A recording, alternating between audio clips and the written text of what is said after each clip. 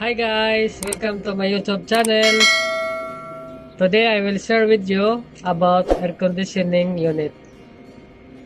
How do you know or how did you know that your AC unit was installed correctly?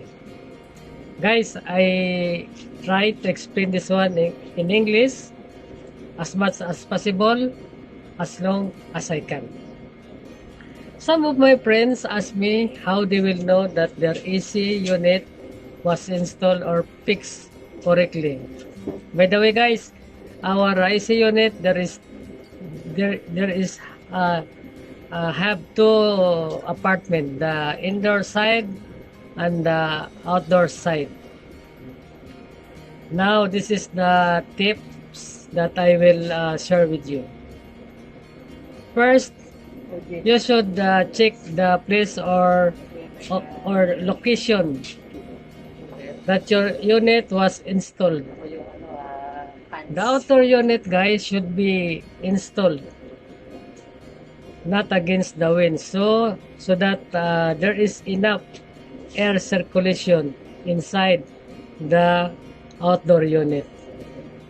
Secondly, guys, the unit should be installed in balance or a little bit curved so that the water will flow easily to the drain line.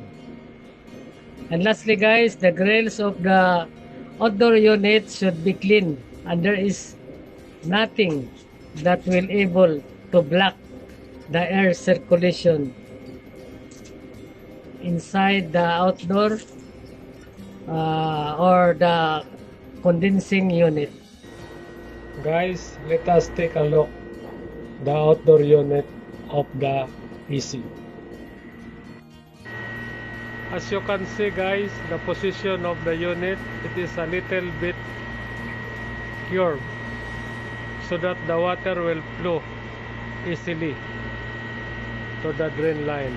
And also the grills, it is clear and there was nothing that will block the air circulation.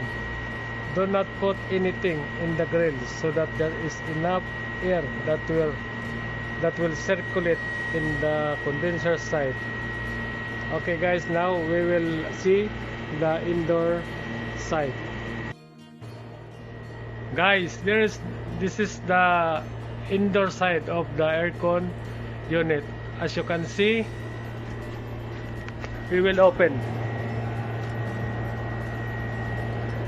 As you can see, the filter is already dirty. This should be clean because it will block the incoming air that will flow inside the evaporator, and it will cause of low airflow and unsatisfied temperature. Look at the fins. It is also dirty. It is also need for cleaning. Usually once a year the air condition should be cleaned, but sometimes it's depend the user itself. But if you feel that your AC should be clean, then go ahead. It is good to use the new clean air conditioning. Okay guys, soon I will discuss with you about what is good to use window unit AC or split unit AC and how much it's cost and consumption each unit. So wait and please subscribe my channel. Thank you guys.